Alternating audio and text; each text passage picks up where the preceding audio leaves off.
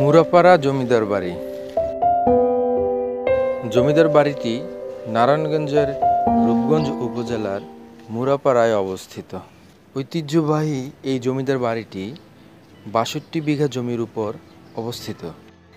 বাবু রামরতন ব্যানার্জি জমিদার বাড়িটির গোড়াপত্তন করেছিলেন।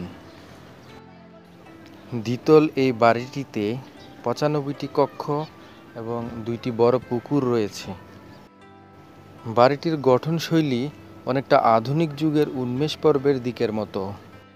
১৯৪৭ সালে ভারতীয় উপমহাদেশ বিভক্ত হওয়ার পর জমিদার পরিবারের সকলেই কলকাতা চলে যান।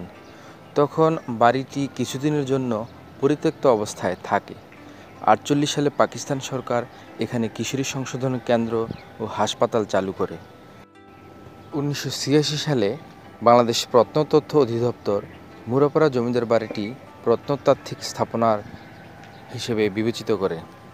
বর্তমানে মুরাপাড়া জমিদার বাড়িতে একটি কলেজ প্রতিষ্ঠা করা হয়েছে, যা সরকারি মুরাপাড়া কলেজ নামে পরিচিত।